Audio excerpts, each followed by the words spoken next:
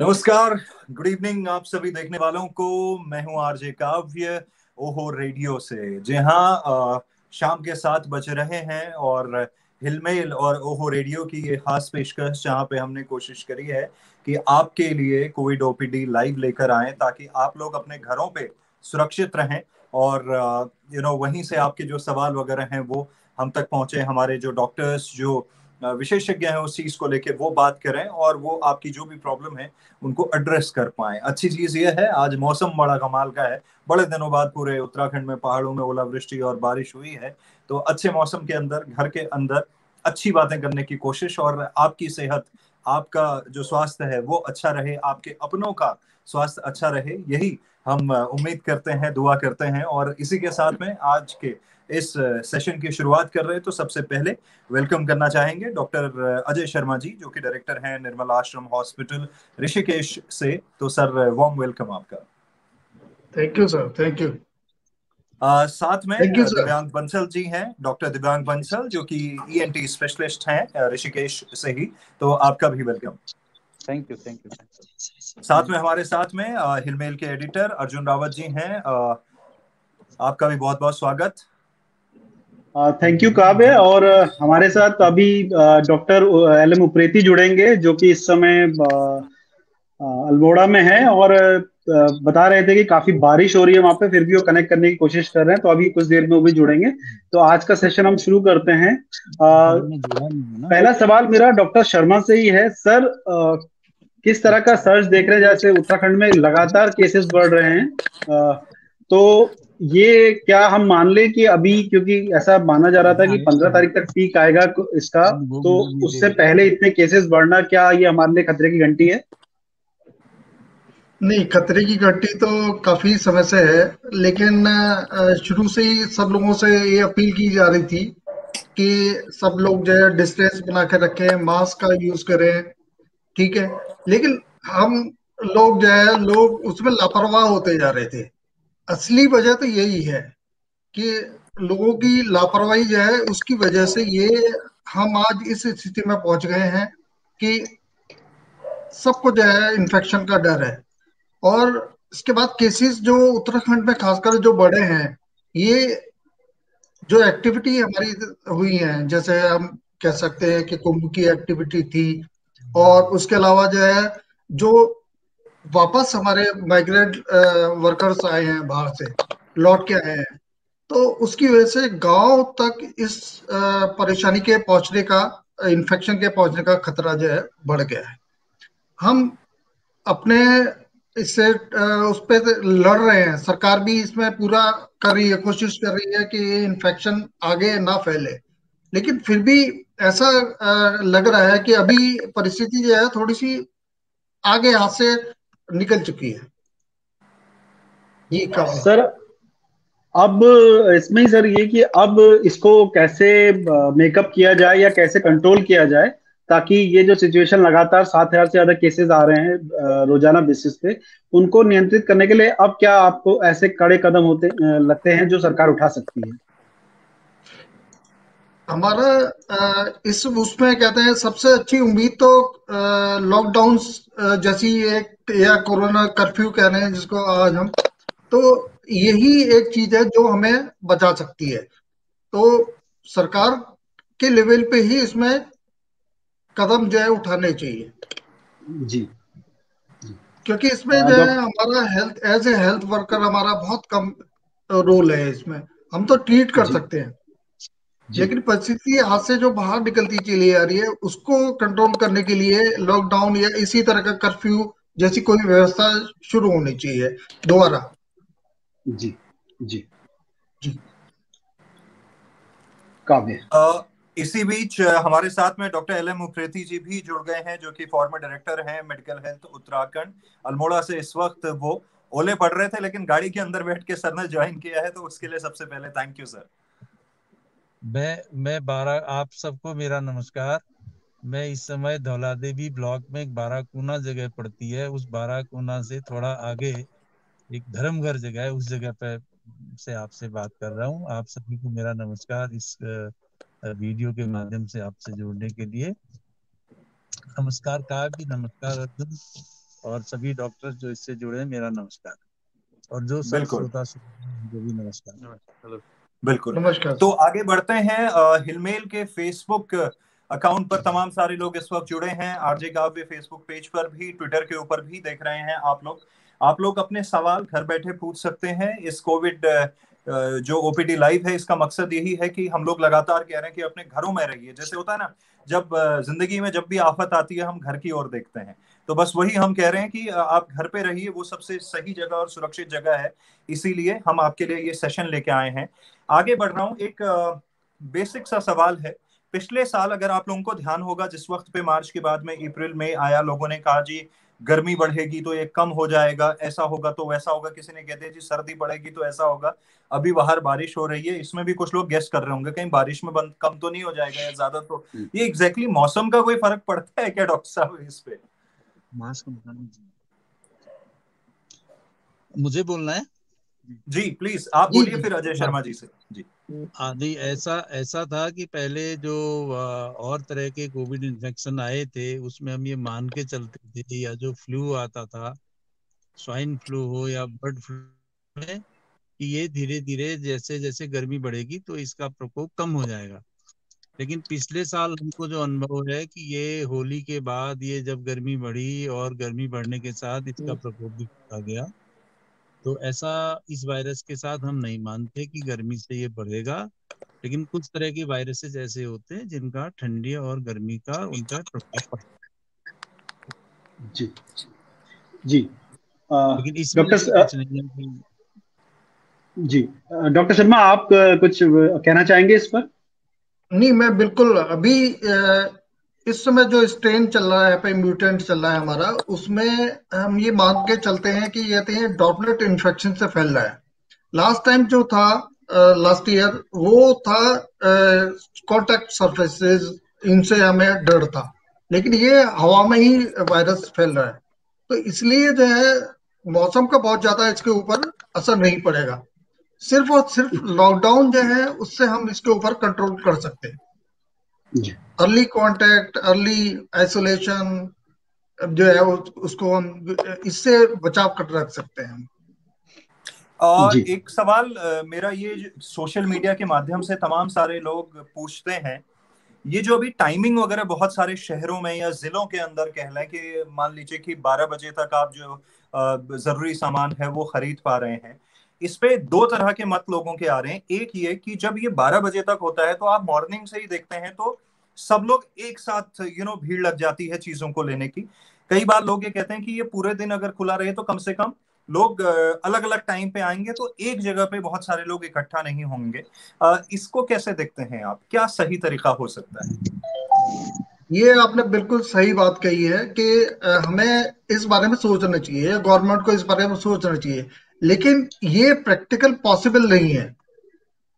Practical possible जो है नहीं हो पाएगा, क्योंकि आप कैसे रोक देंगे पर्टिकुलर एक समय में एक पब्लिक आए, एक तरह के आए, और नीवी नंबर या इस तरह का कहते हैं कुछ सिस्टम जो है होना चाहिए, मतलब इस चीज को कंट्रोल करने की। लेकिन प्रैक्टिकल पॉसिबिलिटी नहीं है इसकी, जहां तक मेरा ख्याल है। जी।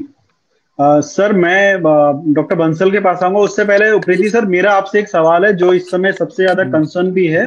पहाड़ों में बहुत केसेस आ रहे हैं। आज हमने देखा कि नैनीताल में बहुत केसेस हैं, पहाड़ों में केसेस बढ़ रहे हैं। आप क्योंकि इस समय खुद पहाड़ी इलाके में हैं, किस तरह की तैयारियां आप देख रहे हैं, या क्या आपका आकलन है ये खतरा कितना बड़ा होने वाला है, खासकर तब जब हम पिछले साल ये कह रहे थे कि कुछ भी हो जाए हमें पहाड़ों पे इस वायरस को नहीं चढ़ने देना है। लेकिन अब क्योंकि केसेस वहां से बहुत ज्यादा संख्या में आ रहे हैं, तो ऐसे में कितना बड़ा चैलेंज है, क्योंकि हमारी स्वास्थ्य सेवाएं कहीं ना कहीं वो लैग करती हैं, खासकर जो दुर्गम इलाके होते हैं।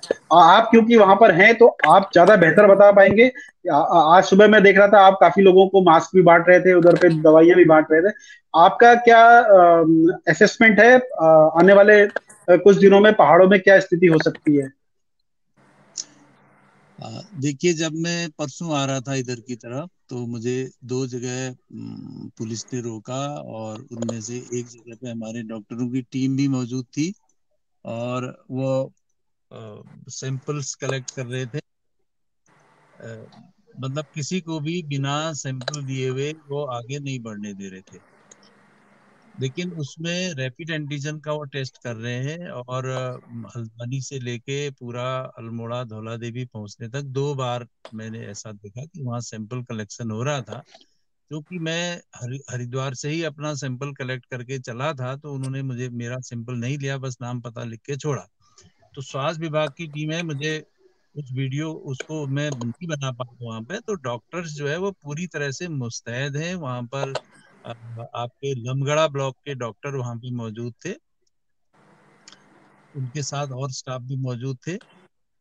दूसरा, जो हॉस्पिटल्स हैं उनमें अभी उतनी अच्छी व्यवस्था नहीं है भर्ती करने की। मैं जैसे अगर धौला देवी ब्लॉक की बात करूं, तो हमने जागेश्वर में जो कुमाऊं मंडल विकास निगम का गेस्ट हाउस है उसको हमने कोविड सेंटर बना रखा है, और वहां पर हमारे काफी पेशेंट एडमिट भी हैं। वहाँ ऑक्सीजन देने की व्यवस्था है, लेकिन वेंटिलेटर वगैरह या बाईपैप की वहां पे व्यवस्था नहीं है। जी इसके अलावा इन एडमिशन में सिर्फ हम जो किट हमारे हैं आइसोलेशन की, उन किट्स को ही उनको उपलब्ध करा पा रहे हैं। इंट्रावेनस इंजेक्शन देने की स्टाफ नर्सेज की व्यवस्था ब्लॉक स्तर पर नहीं डेवलप हो पाई है।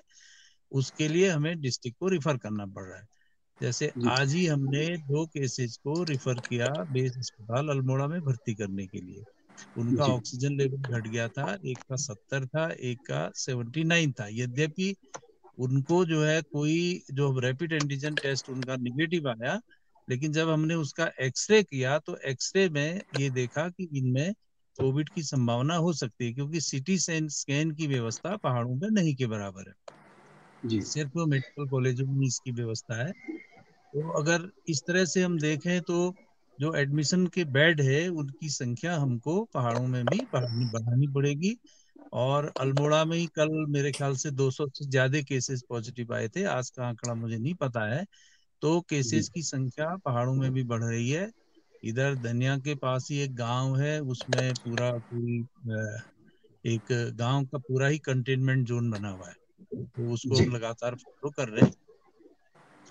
तो आने वाले समय में केसेस बढ़ सकते हैं, और ऑक्सीजन की डिमांड भी पहाड़ों में बढ़ सकती है। ऑक्सीजन की सप्लाई अभी हल्द्वानी से यहाँ पे होती है, लोकल कोई इस तरह की व्यवस्था नहीं है। यद्यपि जी पिथौरागढ़ में सुना था कि जल्दी ही एक ऑक्सीजन प्लांट वहाँ पे लग जाएगा, तो उसको लगने से, या एक अल्मोड़ा में बेस अस्पताल में लगाने की बात हो रही है। काफी जी समय से वो पेंडिंग है, लग नहीं पाया है। आज भी मैंने पता किया कि वहाँ ऑक्सीजन प्लांट लगा या नहीं लगा बेस में, तो वो अभी अभी शुरू नहीं हो पाया। तो अभी जम्बू सिलेंडर हल्द्वानी से ही आ रहे हैं। तो पहाड़ों में ऑक्सीजन की कमी आने वाले समय में अगर केसेस बढ़ जाते हैं तो यहाँ पर भी वो समस्या हमको देखने में मिलेगी, जो पूरे भारतवर्ष में देखने में मिल रही है। दूसरा, मैं सर। उत्तराखंड के परिप्रेक्ष्य में आपसे कहना चाहूंगा कि जैसे जी हमारे यहाँ 7,000 से ऊपर केसेस चले गए 1 करोड़ की आबादी पर, तो ये एक बहुत बड़ा आंकड़ा है। अगर हम उत्तर प्रदेश को देखें तो उत्तर प्रदेश में 40,000 50,000 के 20 केसेज आ रहे हैं, और वहाँ की आबादी 20 करोड़ है। अगर उसके कंपैरिजन में हम उत्तराखंड को देखें तो उत्तराखंड एक तरह से बहुत बड़ी सुनामी की तरफ जा रहा है, और इसको अभी हम कहीं ना कहीं नेग्लेक्ट कर रहे हैं। तो उसको जी ज्यादा बढ़ाना पड़ेगा। डॉक्टर अजय शर्मा जैसे कह रहे थे कि हमें लॉकडाउन की स्थिति में जाना पड़ सकता है। मैं तो आज से 10 दिन पहले कह रहा था कि बारातों में सिर्फ 10 तक संख्या को लिमिट कर दें, और चाहे पहाड़ हम हो या मैदान हो। पहाड़ों में तो आजकल बरपंद बहुत होते हैं, जनेऊ जिसको संस्कार कहते हैं, जनेऊ संस्कारों में भी लोग जुड़ रहे हैं। रामायण का पाठ करा रहे हैं, उसमें लोग जुट रहे हैं। और इसके अलावा शादी बारात में तो काफी संख्या में जो है वो 50 एक तरफ 50 एक तरफ 100 हो जाते हैं। सुबह शाम लगा के 200 300 लोग वहां पे जुटते हैं। तो इस पर कहीं न कहीं पर रोक लगानी पड़ेगी सरकार को। तभी हम इसको जो हमारा उद्देश्य है हम उसको पूरा कर पाएंगे, चेन को ब्लॉक कर पाएंगे। इस समय चेन को ब्लॉक करना हमारा मुख्य उद्देश्य होना चाहिए। यद्यपि वैक्सीनेशन भी कर रहे हैं, लेकिन वैक्सीनेशन के आंकड़े अगर आप देखिए तो सिर्फ 2 करोड़ लोग पूरे हिंदुस्तान में जिनको 2 डोज लग सकी ऐसे हुए हैं। हम्म। जबकि हम इस कर रहे हैं कि हमने 15 करोड़ लोगों को वैक्सीन दे दिया। एक्चुअल में 15 करोड़ लोगों को वैक्सीन नहीं लगी है। 15 जी करोड़ लोगों में से 12 करोड़ 13 करोड़ लोग ऐसे जिनको सिर्फ फर्स्ट डोज लगी है, सेकेंड फर्स्ट डोज डोज नहीं लग पाई, उनके सर। अंदर एंटीबॉडीज बनी भी नहीं। और जी कम से कम जब 60-70 करोड़ लोगों में हमारी एंटीबॉडीज बन जाएंगी, उसी समय ये कम्युनिटी ट्रांसमिशन रुकेगा, क्योंकि तभी हम हर्ड इम्यूनिटी की स्टेज पे पहुंचेंगे। तो जी ये एक बड़ा सवाल है कि आने वाले समय में हमको ऐसी रणनीति बनानी पड़ेगी कि हम इसको सही तरीके से इसको मैनेज कर सकें। अभी तक भी अब इसको हम कितना मैनेज कर पाए ये हम सब जान रहे हैं इसको, और आने वाले समय में हमें इसको और गंभीरता से सोचना है। सर इसी से रिलेटेड एक सवाल और है, क्योंकि इसी से मिलता जुलता सवाल हमारे एक दर्शक है मनोज मधवाल, उन्होंने पूछा था। वो कह रहे थे कोटद्वार रामनगर में बेड नहीं है, जिसका कि आपने बताया कि बेड बढ़ाने पड़ेंगे। लेकिन सर एक चीज और है, आज सुबह ही जब हमने लगातार हमारा, क्योंकि नंबर एक फ्लैश हो रहा है लगातार, तो उसमें जब कई लोगों ने हमसे ये हमें ये बताया कि जो पिथौरागढ़, धारचूला या जो उस तरह के दुर्गम इलाके हैं, या इस साइड भी अगर हम देखें जो अल्मोड़ा और पौड़ी का जो बॉर्डर का इलाका है, उस साइड में भी कई जगह एक मिस्टीरियस बुखार जैसे केसेस सामने आ रहे हैं, जो जिसे हम आप वायरल भी कह सकते हैं, वायरल जैसा ही बुखार है। तो इस तरह के केसेस भी बढ़ रहे हैं लगातार। इसके लिए क्या प्रेस्क्राइब करेंगे अभी, क्योंकि कोविड टेस्ट या जो भी आरटीपीसीआर टेस्ट होने हैं वो कब तक होते हैं, क्योंकि दुर्गम स्थितियां हैं, वो उनको ऐसी जगह पर आने में जहाँ पे आरटीपीसीआर टेस्ट कराए जा सकते हैं उनको टाइम लगेगा, या वो लोग पहुंचेंगे या आएंगे, उस ऐसी स्थिति में इमीडिएट क्या ट्रीटमेंट वो लोगों को दिया जा सकता है? इसमें ऐसा है कि इमीडिएट तो हम उन्हें एक तो डॉक्सीसाइक्लिन दे रहे हैं या एजिथ्रोमाइसिन दे रहे हैं, क्योंकि इस तरह के केसेस जो है यहाँ भी देखने को मिल रहे हैं कि गांव में कई लोगों को एक साथ बुखार की शिकायत है, और बुखार की शिकायत ज्यादा है, तो उनको ये हम दे रहे हैं। साथ में पैरासीटामोल दे रहे हैं बुखार उतारने के लिए, विटामिन सी दे रहे हैं, उनको ब्रीदिंग एक्सरसाइज के बारे में बता रहे हैं, साथ में उनको होम आइसोलेशन करा रहे हैं, और जी गांव में टीम भेज के टेस्ट भी कराए जा रहे हैं। जैसे कल हमने धुरा गांव पड़ता है, तो धुरा गांव में टीम भेज के वहां से हमने टेस्ट कराए आरटीपीसीआर। लेकिन आरटीपीसीआर के साथ दिक्कत ये हो रही है कि बैकलॉग बहुत है, पूरी 6-7वें दिन रिपोर्ट आ पा रही है। जी तो 7 दिन तक उनको हम होम आइसोलेशन करके रख रहे हैं, और अब जब 7वें दिन उनको पॉजिटिव आ जाता है, तो उनको हम कल पिथौरागढ़ से इस तरह से फोन मेरे पास आया था कि 7 दिन के बाद जब पॉजिटिव आया, तो अब डॉक्टर साहब कह रहे हैं कि इनको आप अस्पताल में भर्ती कराइए। तो उस समय लोगों का ये कहना है कि भाई 7 दिन तो हमको ऑलरेडी हो गए, 7 दिन उनको और रहना है, अब आप हमको इस समय की होम आइसोलेशन के बजाय फिर वहां भेज रहे हैं। अब तो हमारे निगेटिव होने के दिन आ गए, इससे तो जी उनका एंटीजन टेस्ट हमारा करा दीजिए, अगर हम निगेटिव हैं तो हमको घर पर रहने दीजिए होम आइसोलेशन में। तो पहाड़ों में अभी जो व्यवस्था चल रही है होम आइसोलेशन पर ज्यादा है, जी और गांव में होम आइसोलेशन थोड़ा आसान भी है, और उससे इन्फेक्शन फैलने के चांसेस, या जो हम कह रहे हैं कि एयरबोर्न इन्फेक्शन है, उसके चांसेस कम है गांव में in comparison to the cities. तो उसी को हमको बढ़ाना पड़ेगा, क्योंकि जी क्योंकि अभी हमारे पास इतनी व्यवस्था नहीं है बेड्स की। जब तक बेड्स जो है पीएचसी लेवल पर, यद्यपि पूरी कोशिश हो रही है कि उन्हें भर्ती किया जाए, उसके लिए अलग से कोविड सेंटर भी बना रखे, तो उन्हीं में जी भर्ती करें। जी अ, काव्य, एक सवाल मैं जल्दी से डॉक्टर दिव्यांग जी बंसल से पूछ लूं, क्योंकि काफी देर से बंसल साहब इंतजार करें। सर एक सवाल, जैसे कि बताया जा रहा है ये वायरस एयरबॉर्न है, तो जो सबसे पहला इफेक्ट हो रहा है वो शायद गले पर, नाक से। तो कई सारे केसेस इस तरह के आते हैं, जैसे हम आजकल लोग कह देते हैं कि मौसम बदल रहा है और हमें खराश हो गई है या हमारे थ्रोट इन्फेक्शन हो गया।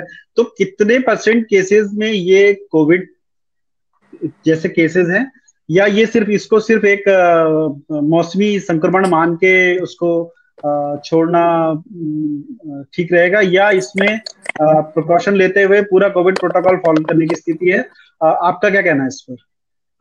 नहीं, जैसे करंट सिनेरियो में तो अभी जैसा अगर रिसेंटली कोई भी पेशेंट आ रहे हैं, गला खराब है, जुकाम है या खराश है, तो उसको अभी तो हम एज अ कोविड लेके ही ट्रीट कर रहे हैं, बिकॉज बहुत डिफिकल्ट है उसको ये जज करना कि वो कोविड है या नहीं है विदाउट टेस्ट।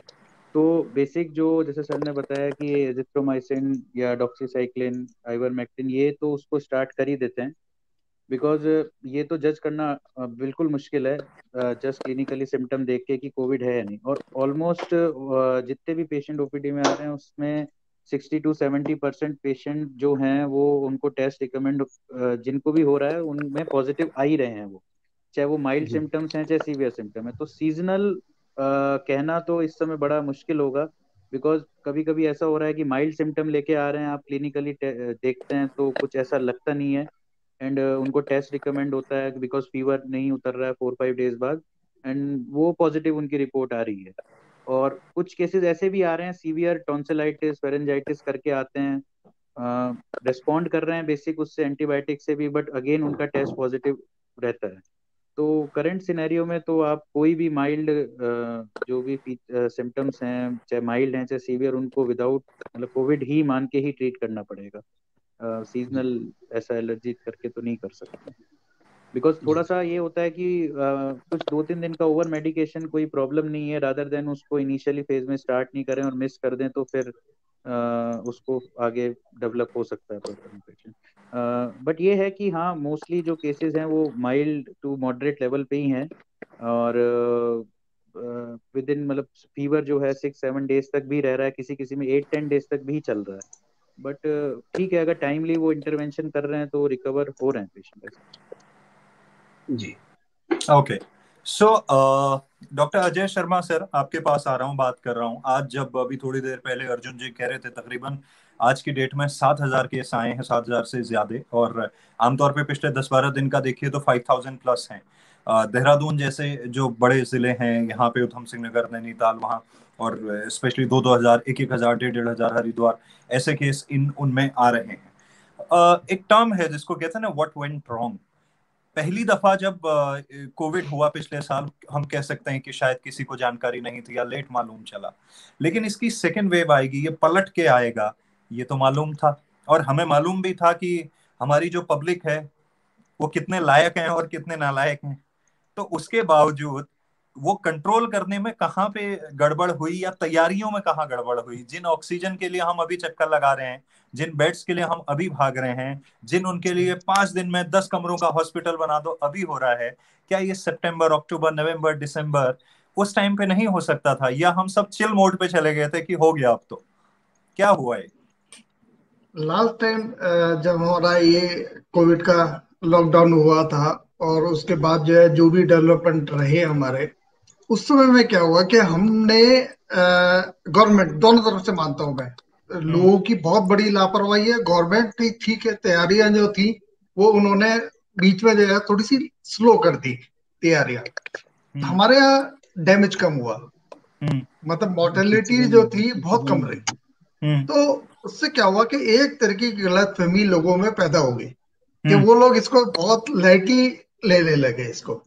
तो जैसे जैसे हमारे यहाँ से छूट मिलती रही अलग अलग चीजों में, उसके हिसाब से क्या हुआ कि हम मिक्सअप बहुत जल्दी हुए। अब कोई भी मतलब शादी का समारोह है या फिर कोई भी और दूसरा है, इलेक्शंस हुए हैं, यूपी में भी इलेक्शंस हुए हैं सबसे पहले, जबकि महाराष्ट्र में सबसे पहले ये परेशानी जो है आनी शुरू हो गई थी।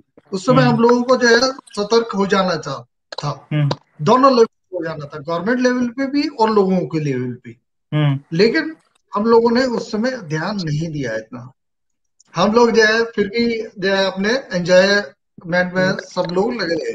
तो पब्लिक तो है ही उसके लिए जिम्मेदार कि पब्लिक जो है उसने जो है आइसोलेशन और ये क्वारंटीन और ये सब जो है भूलना शुरू कर दिया, जबकि ऐसा कहीं नहीं था। कोरोना अभी आगे भी हमारा रहने वाला है यहाँ पर, ऐसा नहीं है खत्म हो जाएगा पूरी तरह से।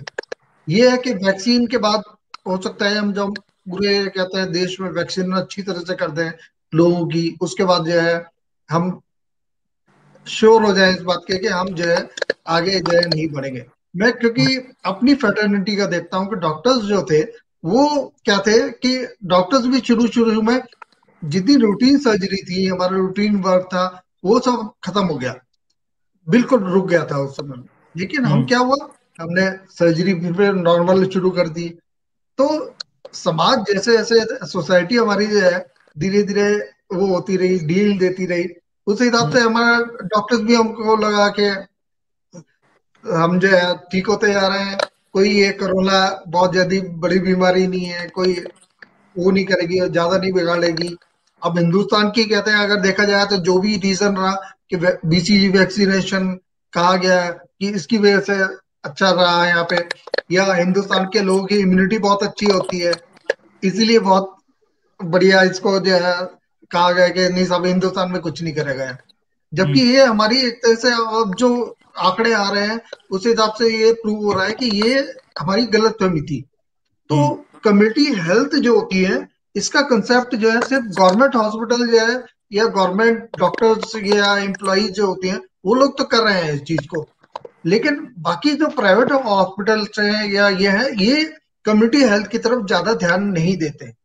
और जबकि हमारे एक ज्यादा सबसे ज्यादा जो हमारी वो है क्या बोलते हैं इसको, ये सेक्टर जो प्रोवाइड करती है हेल्थ सेक्टर में, तो वो सबसे ज्यादा प्राइवेट जो डॉक्टर्स होते हैं वो इन्वॉल्व होते हैं इसमें। जबकि होना उल्टा चाहिए कि गवर्नमेंट की तरफ से जो गवर्नमेंट सेक्टर के जो डॉक्टर्स हैं या वहाँ का स्टाफ है, उन लोगों को ज्यादा अच्छा जो है इसमें ऊपर रहना चाहिए, जबकि उल्टा हो रहा है। सर इस बीच एक सवाल है, उसको ले लेते हैं। ये सवाल ये है कि जब वायरस म्यूटेंट हो गया है तो क्या बाहर से मंगाया हुआ खाना कोविड फैला सकता है? क्योंकि खाने पर अभी उसमें जी, क्योंकि जो अभी तक रिस्ट्रिक्शन है उसमें खाने के उस पर छूट है, लेकिन अब सवाल ये उठता है कि क्या ये भी खतरा पैदा कर सकता है? नहीं, इसको देखिए, इसमें मैं डॉक्टर उप्रेती जी इसमें अच्छा तरह से बता सकते हैं, लेकिन जहां तक मेरा अपना अपना मानना है, क्योंकि हम एयरबॉर्न की बात कर रहे हैं, कांटेक्ट के हिसाब से नहीं है हमारा। तो एयरबॉर्न की जब बात करते हैं तो उसमें फिर ये बाहर का खाना, इसका कोई वो ज्यादा हमें नुकसान नहीं होगा। बाकी डॉक्टर उप्रेती इस बारे में ज्यादा अच्छे से बता सकते हैं। जी, डॉक्टर साहब के पास ही मैं आता हूँ। डॉक्टर साहब, ये एक तो यही सवाल कि ये कितना इससे कोविड होगा या नहीं। दूसरा एक सवाल और कि आज ही ऐसी रिपोर्ट्स आई हैं कि कोविड की थर्ड वेव भी बहुत जल्द आ सकती है।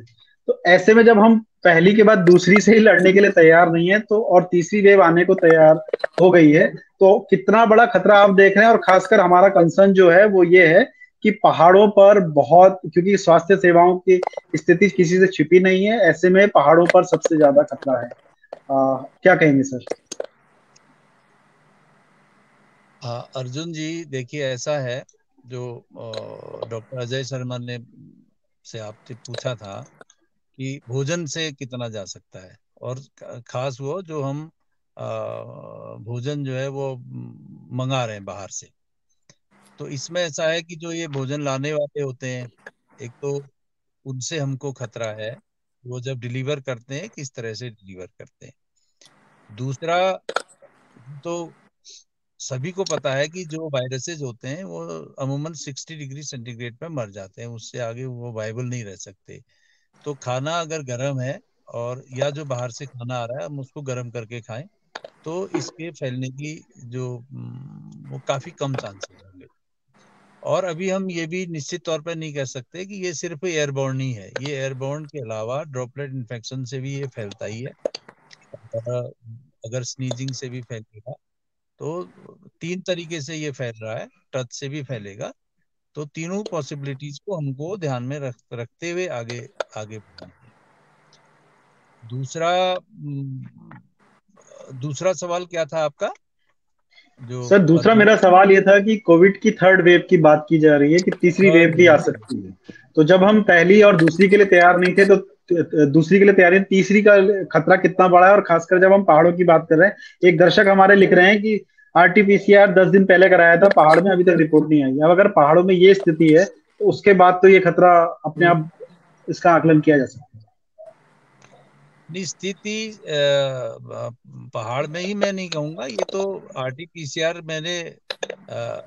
मैंने जब पिछला आरटीपीसीआर हरिद्वार में कराया था 19 तारीख को, तो उसकी रिपोर्ट मेरे पास अभी तक भी नहीं आई है। तो ये सिर्फ पहाड़ में नहीं, ये एक्चुअली बल्क में जो टेस्ट हो रहे हैं उसमें ये प्रॉब्लम सभी जगह आ रही होगी। ये सिर्फ पहाड़ का इससे कोई लेना देना नहीं है। ये पूरे हिंदुस्तान में ये प्रॉब्लम है कि हमारे पास मैन पावर की कमी है, और किसी तरह से हमने इतने आरटीपीसीआर टेस्ट करने का जो टारगेट है हम उसको पूरा कर रहे हैं। लगभग 40,000 टेस्ट से भी ऊपर जो है पर डे उत्तराखंड में टेस्ट हो रहे हैं। ये तो एक अच्छी बात है, लेकिन समय पर टेस्ट की रिपोर्ट नहीं आ पा रही है। ये इससे हम इसके दुष्परिणाम भी हम लोग उसको महसूस कर रहे हैं कहीं ना कहीं। जी। तो तीसरी डॉक्टर वेव बंस जी तीसरी वेव जी कब सर। आएगी इसके बारे में अभी कुछ नहीं कहा जा सकता, क्योंकि लेकिन दूसरी वेव को हमें सही तरीके से संभालना है। जैसे पहली वेव के बाद हम दूसरी वेव को भूल गए थे कि आएगी भी, जबकि डॉक्टर शर्मा ने जैसे बताया कि महाराष्ट्र में आ चुकी थी और हमने अपने सारे रिसोर्सेज महाराष्ट्र की तरफ भेजने भी शुरू कर दिए थे केंद्र सरकार ने।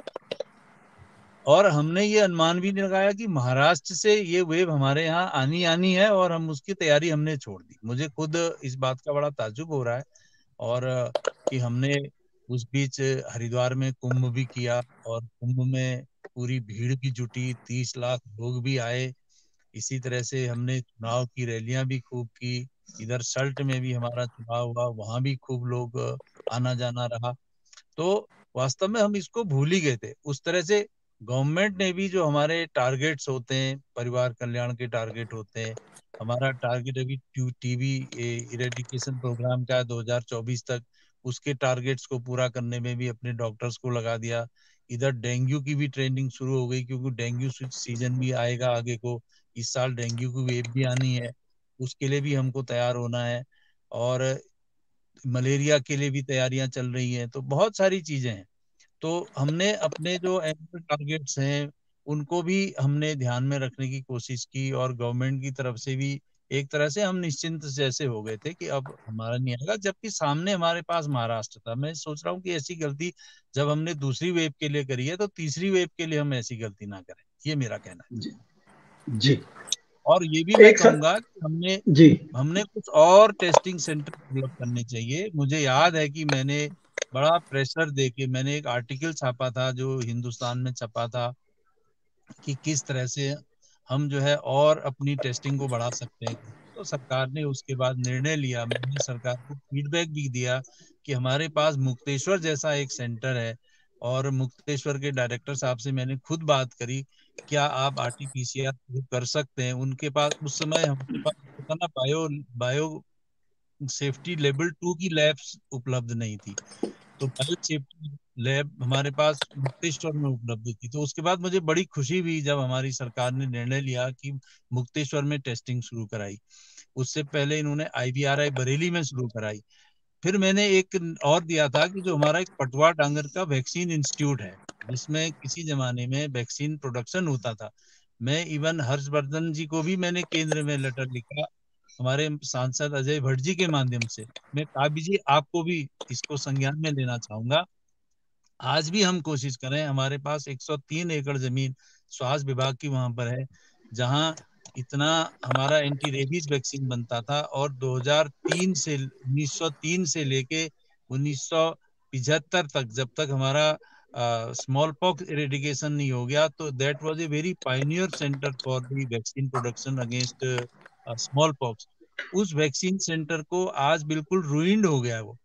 मैंने इस बात के लिए भी कोशिश की थी हर्षवर्धन जी से कि उस सेंटर को रिवाइव करके हम उत्तराखंड में, इतनी भौगोलिक स्थिति अच्छी है उसकी, इतना जलवायु अच्छी है, वहां पर हम एक पूना की तरह ही वैक्सीन निर्माण का केंद्र क्यों नहीं शुरू कर सकते। तो हमें इस दिशा में भी शुरू करना पड़ेगा, क्योंकि आज हम देख रहे हैं कि गवर्नमेंट ने कह दिया कि हम 18 साल से लेके 44 साल तक के लोगों को वैक्सीन लगाएंगे। लेकिन उन्होंने रजिस्ट्रेशन भी किया, लेकिन वैक्सीन आ नहीं पाई, उतना हम वैक्सीन प्रोडक्शन कर नहीं पा रहे। और वैक्सीन की लाइफ का भी हमको पता नहीं है कि हमकी अगली अगली बूस्टर डोज फिर 6 महीने में लगनी होगी। अगर तो इतना वैक्सीन हमको अगर सालाना चाहिए, करोड़ों की डोज पर डे, कम से कम 50-60 करोड़ डोज पर ईयर हमको अगर बनानी है, तो उसके लिए हमको नए वैक्सीन सेंटर डेवलप करने चाहिए। हमारे उत्तराखंड में इतनी इतनी अच्छी अच्छी जगह है, हम उसको उस तरफ हमारा ध्यान क्यों नहीं जा रहा है।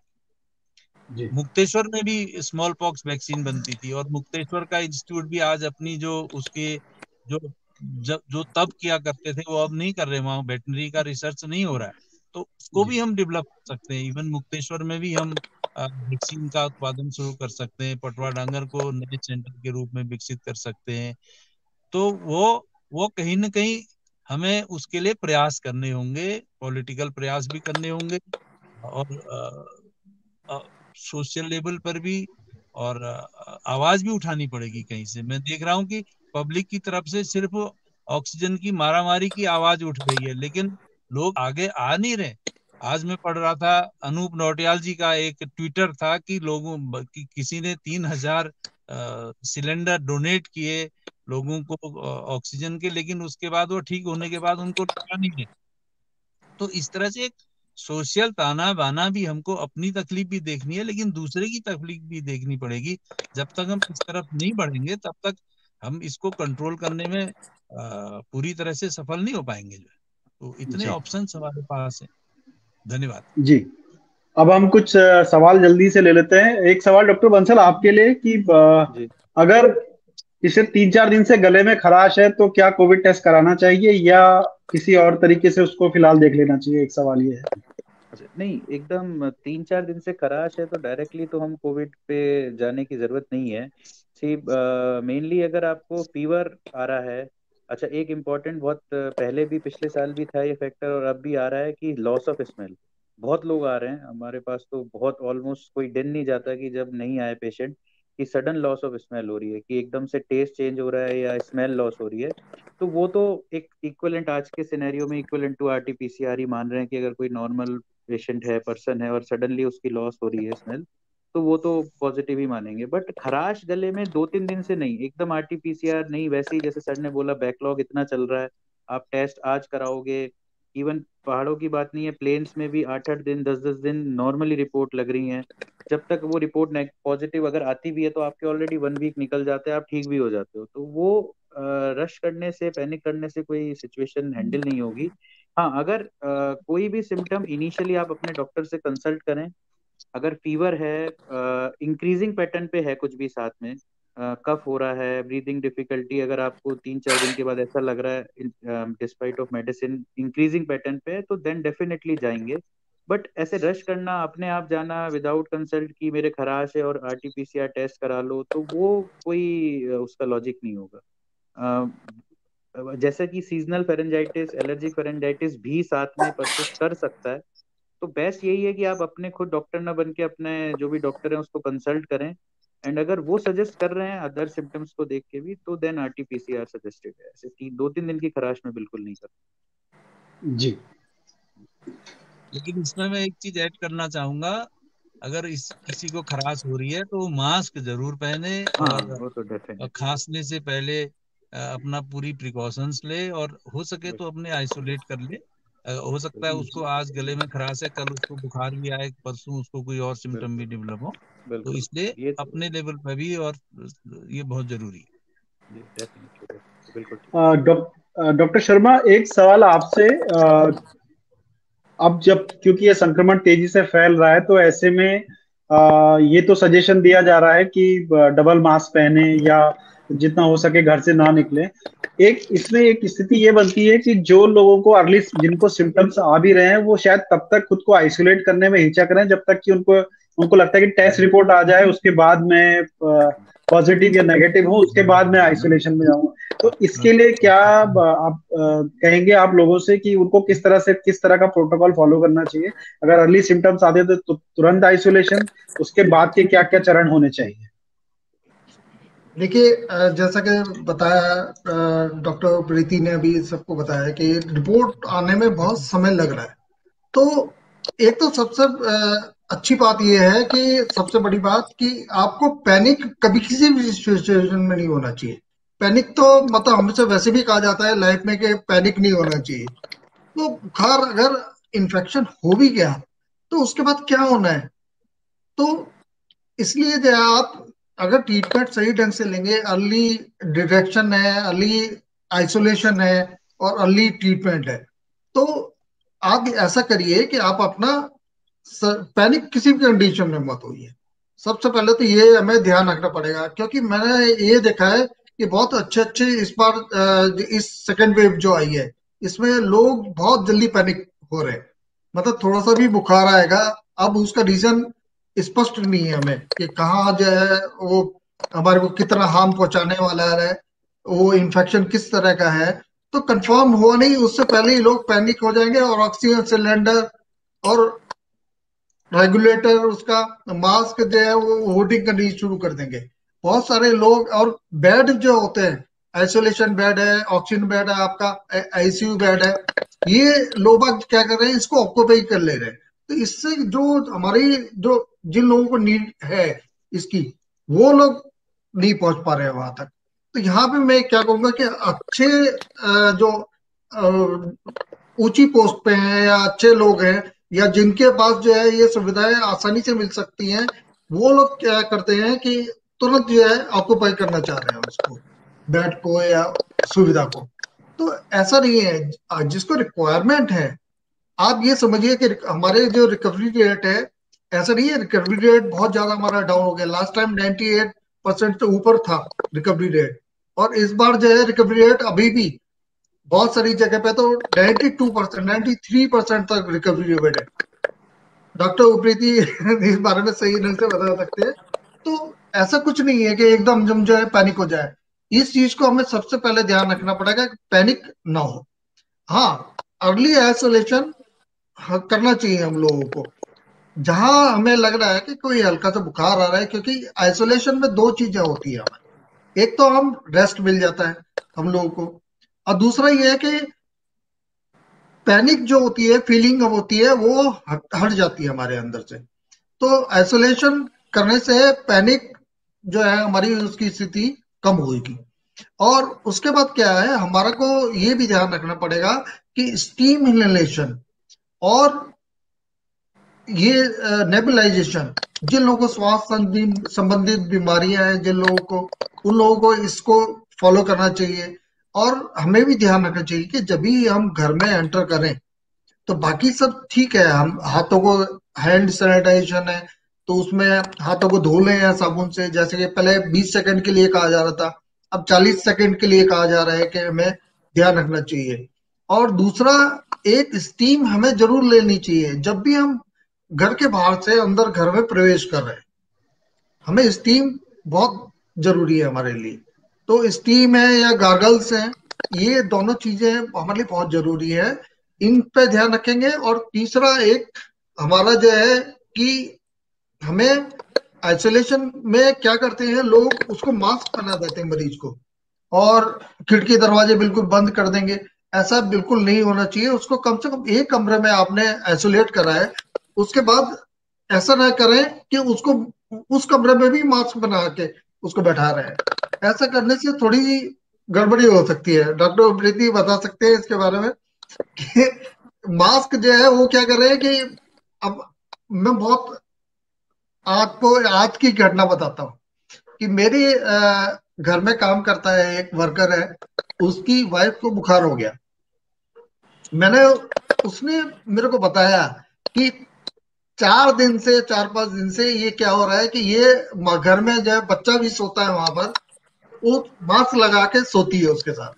तो समझ में नहीं आ रहा है, ऐसा तो पॉसिबल नहीं है कि मास्क लगाएं आप और उससे आपको चेस्ट में आपको बहुत परेशानी हो जाएगी। तो मास्क जो है रूम के अंदर मास्क लगाने का कोई मतलब समझ में नहीं आ रहा। इसके बारे में और डॉक्टर साहब है, डॉक्टर बंसल राइट। बता सकते हैं अगर इस बारे में तो बताएं। बिल्कुल। लेकिन कमरे में जो पैनिक इतना हो रहा है कि लोग आगे अपने कमरे में भी मास्क लगाए रहे, तो ये तो गलत है। अब जैसे राइट। हम, हाँ डॉक्टर बताए डॉक्टर बंसल। हाँ नहीं सर, ठीक है, ऑब्वियसली इतना तो पैनिक करने का कोई मतलब नहीं है, बट हाँ ये है कि मास्क ऑब्वियसली कहीं बाहर जा रहे हैं तो वो तो लगाना ही है। बट देखिए, सी प्रैक्टिकली अगर एक घर में कोई कोविड पॉजिटिव हो जाता है तो बड़ा मुश्किल है ये कहना कि और लोग नेगेटिव नहीं हो, बिकॉज आप जब तक पॉजिटिव आए हाँ हो बिल्कुल। ऑलमोस्ट 2-3 डेज निकल चुके होंगे मिनिमम, तो सब कांटेक्ट में तो रहते ही रहते हैं जितने भी लोग हैं, 4 मेंबर 5 मेंबर जितने भी हैं वट। तो ये कहना कि उसको 4 दिन बाद रिपोर्ट पॉजिटिव आ गई, आइसोलेट कर दिया, हम सब नहीं इन्फेक्ट हों, तो बड़ा इम्प्रैक्टिकल है। बट हाँ, अगर घर में है तो ठीक है। ऑलमोस्ट हम तो यही मान के चलते हैं कि अगर कोई पॉजिटिव है तो फैमिली में लगभग सब पॉजिटिव है, और मोस्ट ऑफ द केसेस में 80% लोग फैमिली में टेस्ट में भी पॉजिटिव आ ही जाते हैं at any point of time. So ठीक है, घर के अंदर तो अगर एक बार पॉजिटिव है तो बस यही है कि आप सिम्टम्स पे ध्यान रखें। कोई भी सिचुएशन अगर इंक्रीजिंग पैटर्न पे कुछ भी लग रहा है तो कंसल्ट करें। रिकवरी रेट अच्छा है, ऐसा नहीं है, रिकवरी रेट बहुत अच्छा है। बट वो कुछ ये जो केसेस खराब हो रहे हैं उनको सोच के लोग ज्यादा एक ऑक्सीजन के ऊपर अलग ही एक वो चल रहा है कि लोग एकदम से सबने ऑक्सीमीटर रख लिया है। तो फोन भी आते रहते हैं कि सर आज 91 92 आ गया, फिर वो कहेंगे कि नहीं थोड़ी देर बाद वो 95 भी आ गया, 96 भी, तो क्या करना है आप कहीं बता दीजिए, ऑक्सीजन सिलेंडर हमें अवेलेबल हो जाएगा क्या यहाँ पे। तो वो थोड़ा सा अननेसेसरी पैनिक हो रहे हैं लोग कि अभी क्या होता है, सारे ऑक्सीमीटर भी कोई जो घर पे होते हैं वो बहुत ज्यादा एक्यूरेट नहीं रहते हैं। हमें बस ये देखना है कि कोई बहुत ज्यादा लो लेवल पे 80s में तो कुछ नहीं जा रहा, बिकॉज मेडिकल ग्रेड नहीं होते हैं तो उसमें वेरिएशन होना बहुत पॉसिबल है। तो इतने लोग आएंगे कि आज 91 92 हो रहा है, हमें ऑक्सीजन, क्लिनिकली ओके हैं, वो बिल्कुल ओके हैं, ठीक है। अच्छा, सेकेंडली सीटी स्कैन पे लोग एकदम रश करते हैं, सर सीटी स्कैन करा लें क्या होगा। तो ये भी एक बहुत चल रहा है कि बस कुछ नहीं है। बहुत लोग आते हैं, जैसे आपने बोला गले की खराश है, सीटी स्कैन करा लें सर, उससे पता चल जाएगा, आरटीपीसीआर में तो 10 दिन लगेंगे। ऐसा बिल्कुल भी नहीं है। कि ठीक है सीटी स्कैन हमें इंफॉर्मेशन देता है, but again CT scan itself has many side effects. Like अगर आप एक चेस्ट स्कैन कर रहे हो तो 300 to 400 एक्सरेज के बराबर आपके रेडिएशन जा रहा है। बट इनके उसको भी रिकमेंड करा है most of the moderate cases में, हॉस्पिटलाइजेशन वाले केसेस में, अगर आप ठीक हो, केवल खराश है, माइल्ड फीवर है, तो बिल्कुल भी रिकमेंडेड नहीं है। ऐसा नहीं होगा कि आज ठीक हो और कल एकदम से चेस्ट आपका कुछ होके सडन हो जाएगा। तो थोड़ा सा ये चीज समझना बहुत जरूरी है। ये राइट। बहुत सारे लोग क्वेश्चन भेज रहे हैं, हो सकता है आपके क्वेश्चंस का आंसर ना हो पाया हो, तो आप एक छोटा सा काम कर सकते हैं कि ये जो हमारा व्हाट्सएप नंबर है 9520540373 जो स्क्रीन पे फ्लैश हो रहा है, 10 बजे सुबह से लेके शाम के 7 बजे तक आप अपने सवाल वहां भेज सकते हैं, और आपको अकॉर्डिंगली जो भी हमारे स्पेशलिस्ट डॉक्टर हैं वो आपको सुझाव दे सकते हैं। और लगातार हम यही कह रहे हैं कि एक परामर्श के लिए नंबर है, इसको अल्टीमेट वो न मान लें कि भाई यही है जो है। अगर आपको ज्यादा तकलीफ होती है तो आप नजदीकी अपने हॉस्पिटल या डॉक्टर से अलग से कंसल्ट कर सकते हैं। एक बेसिक चीज अर्जुन जी मैं पूछना चाह रहा हूँ, उसके बाद फिर हम आगे प्रोसीड करेंगे। जो डॉक्टर एल एम उप्रेती जी भी मुक्तेश्वर का एग्जाम्पल दे रहे थे, और कई सारे लोग यहाँ मेरे फेसबुक पे मैं देख रहा हूँ वो लिख रहे हैं कि ठीक है अभी तो कोविड है, लेकिन आमतौर पे भी आप पहाड़ों में या स्वास्थ्य को लेके हमारे हॉस्पिटल्स की हालत देखिए। इस तरह के लगातार वो आ रहे हैं। मैं एक सवाल जेन्युइनली, और मैं चाहूंगा कि इसका जितना भी ईमानदारी से आंसर दिया जा सके, इस वक्त पे हमारे बहुत सारे पब्लिक रिप्रेजेंटेटिव्स, चाहे वो विधायक हैं चाहे सांसद हैं, मान लीजिए किसी ने अपनी विधायक निधि से 1 करोड़ रुपए दे दिया, किसी ने 50 लाख रुपए दे दिए सांसद निधि से, तो क्या वाकई में मतलब 50 लाख रुपए इस वक्त पे देना या 1 करोड़ रुपए देना और उसके बाद हीरो बनना और तालियां बजवाना और होर्डिंग लगवाना, ये अच्छी वो है प्रैक्टिस, या फिर ये आम तौर पे एक पब्लिक रिप्रेजेंटेटिव की जिम्मेदारी होनी चाहिए कि बॉस जब आप इलेक्ट होके आते हो तो स्वास्थ्य और शिक्षा दो बेसिक चीज है जिसको आपको सबसे पहले एड्रेस करना चाहिए। इसमें हीरो बनने वाली कोई बात नहीं है कि आपने 50 लाख रुपए डोनेट कर दिया और जी बिल्कुल सब कुछ चेंज हो जाएगा। हम एक रेगुलर प्रैक्टिस का हिस्सा क्यों नहीं बना पा रहे हैं इन चीजों को?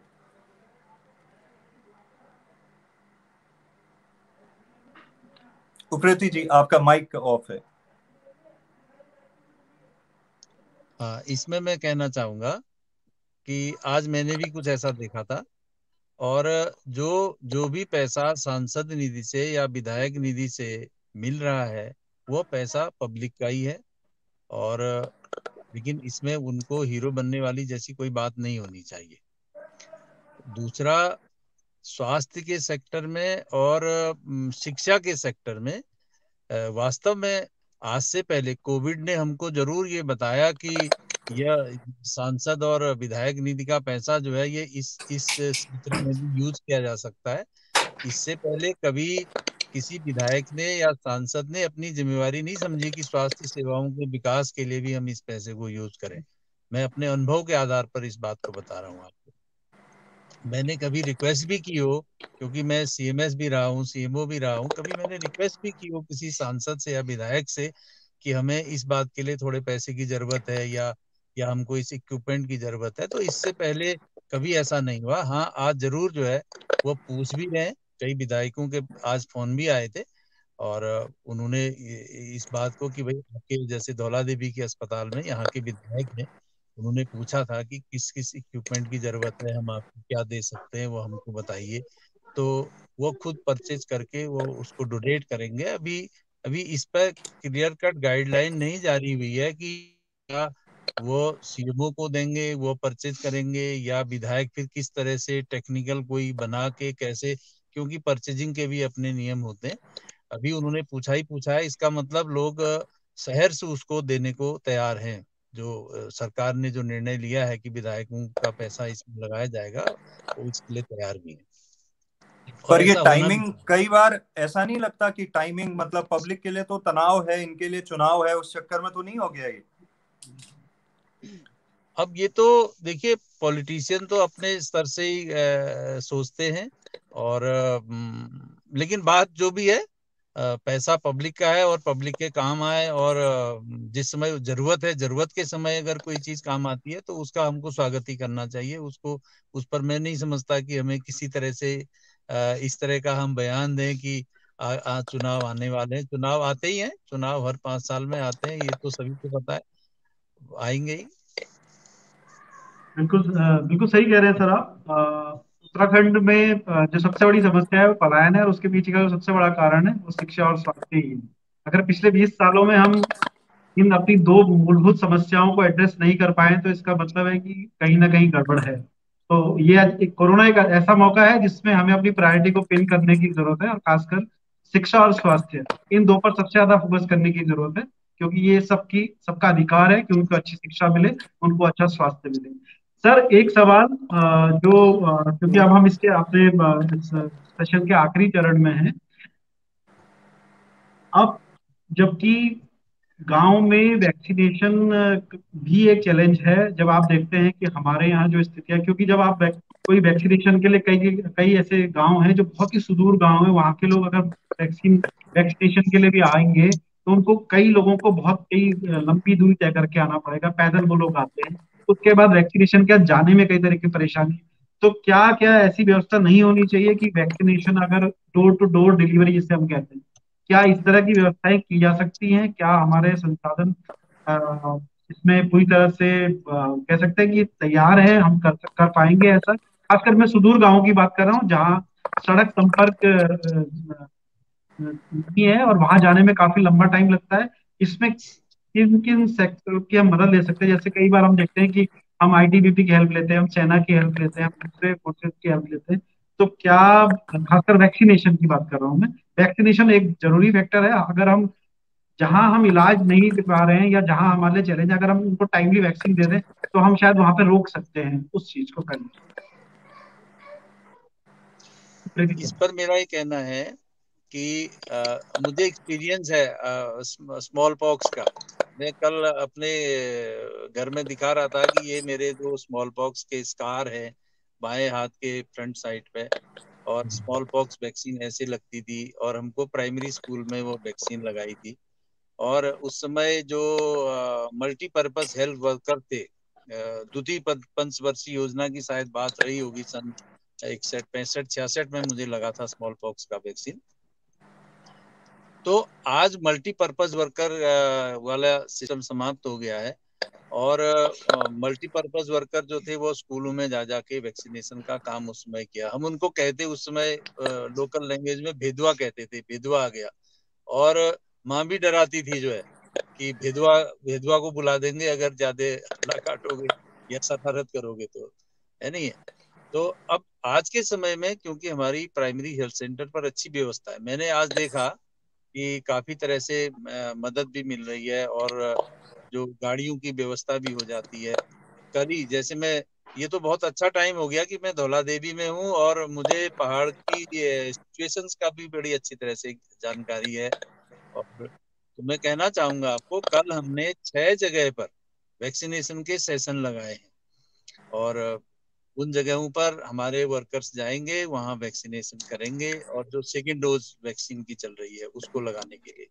और वैक्सीनेशन के साथ साथ ही हम उसमें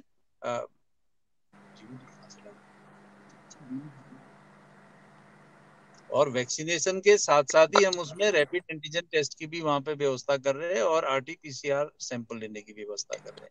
तो इस तरह से हमने इस सब का एक कॉकटेल टाइप का बना दिया कि सारे काम एक साथ हमारे हो जाए।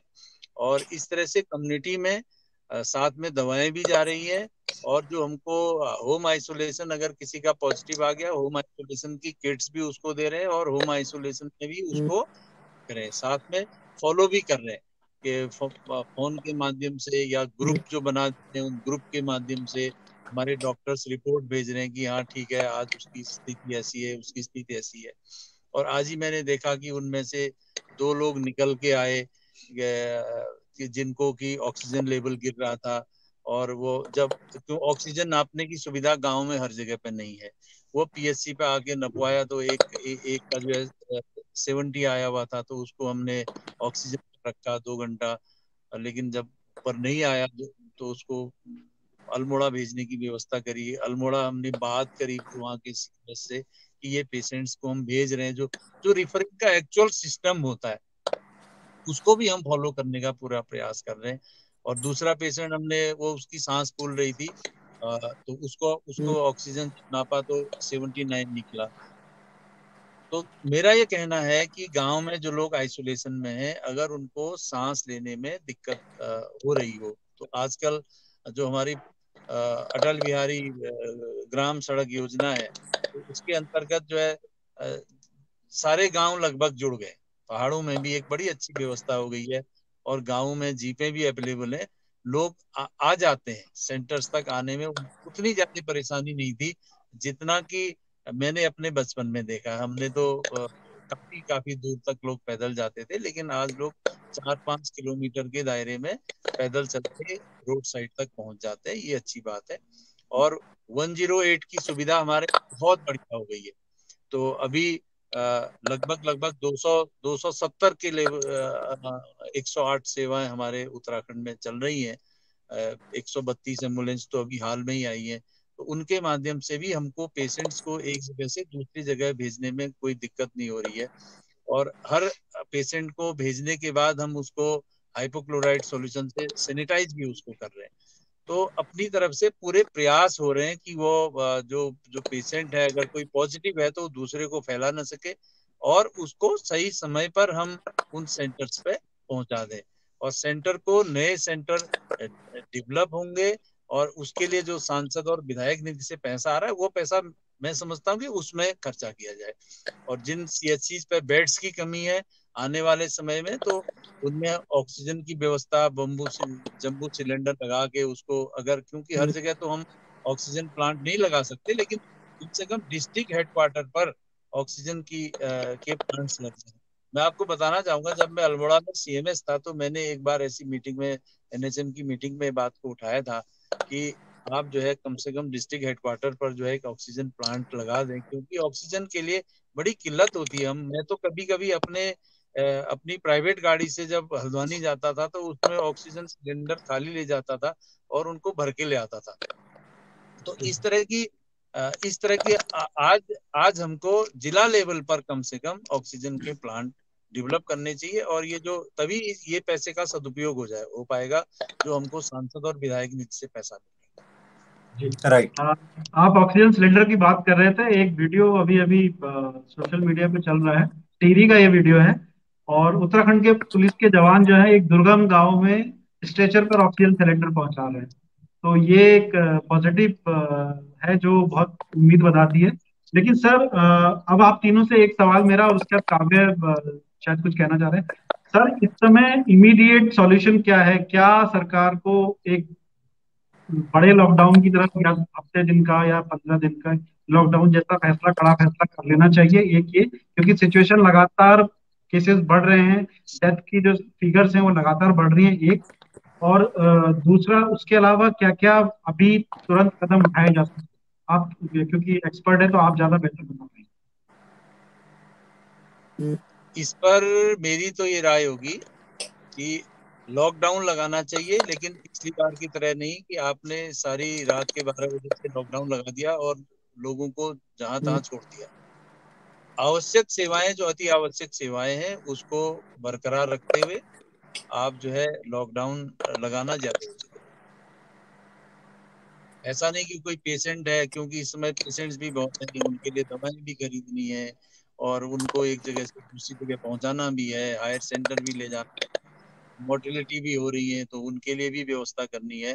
तो उस तरह का लॉकडाउन लगाने के बजाय जो अति आवश्यक सेवाएं हैं उनको छोड़ते हुए बाकी ये जो जैसा लॉकडाउन पिछली बार लगाया था कि उसमें आदमी को जीने मरने पर आ गई थी लॉकडाउन की वजह से, इस तरह की सिचुएशन नहीं पैदा हो, ऐसा लॉकडाउन लगाया। डॉक्टर शर्मा, आप क्या कहेंगे?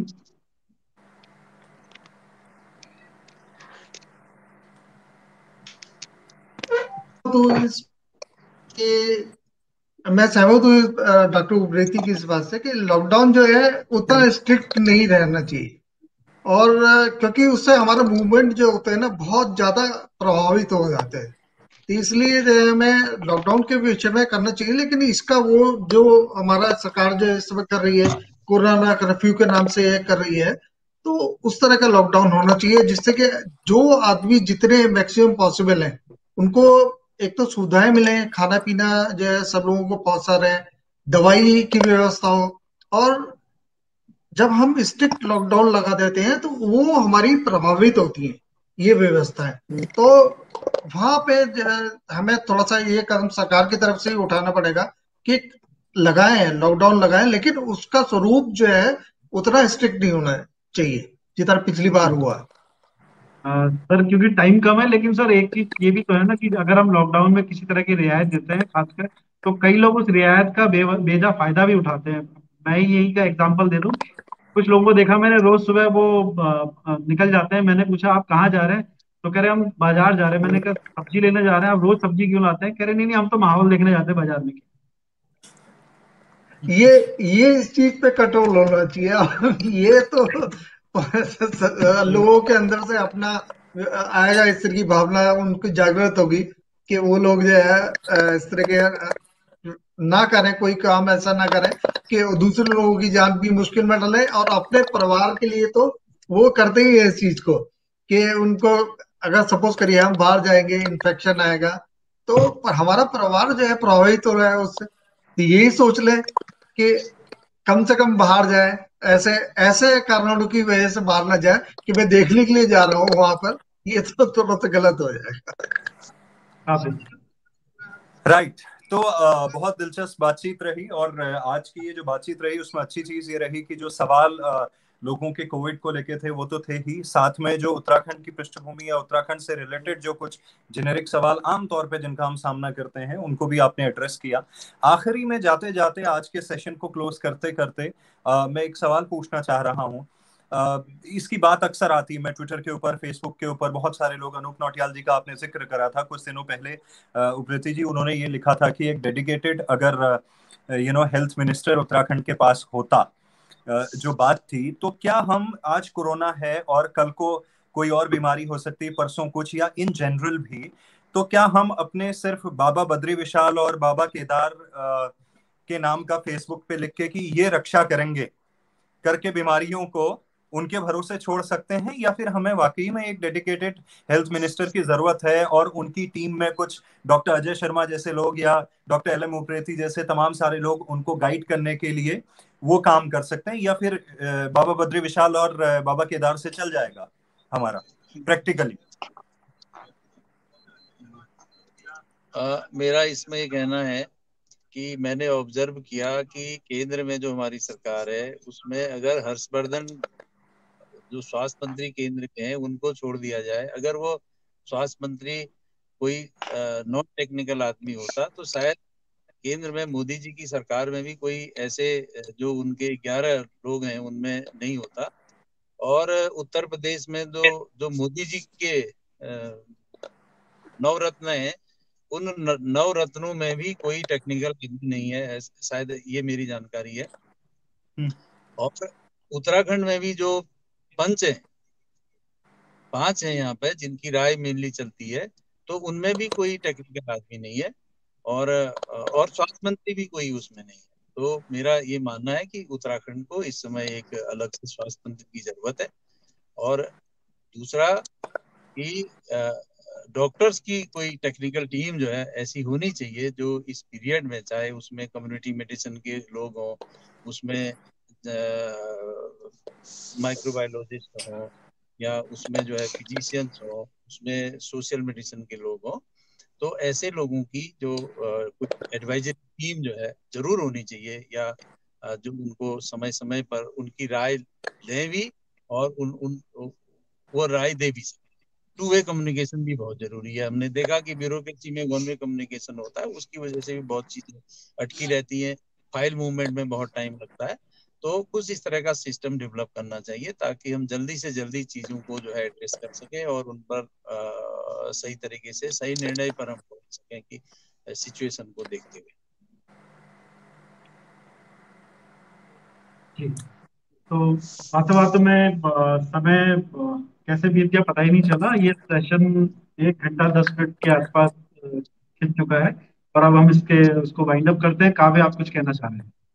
बिल्कुल, मैं वही कहूंगा कि डेफिनेटली उप्रेती जी ने भी जैसा कहा कि हाँ, हमें जरूरत है, और ये सिर्फ आज के लिए नहीं, मेरे ख्याल से ये हमें आगे के लिए भी होना चाहिए, जो पहाड़ की पृष्ठभूमि को समझ पाए। क्योंकि जब भी बात आती है कि हॉस्पिटल्स वगैरह को डेवलप करने की, कई बार हम देखते हैं कि कहते हैं कि यहाँ फलाना विभाग हुआ करता था, अभी बिल्डिंग खाली पड़ी हुई है, और दूसरी तरफ हम कहते हैं कि हॉस्पिटल के लिए हमें जगह नहीं मिलती। ऐसे पहाड़ों में हर जिले में आपको रोड किनारे मिल जाएंगे जहाँ किसी वक्त पे पॉलिटेक्निक चलता था, या कोई गवर्नमेंट का इंटर कॉलेज या हॉस्टल चलता था।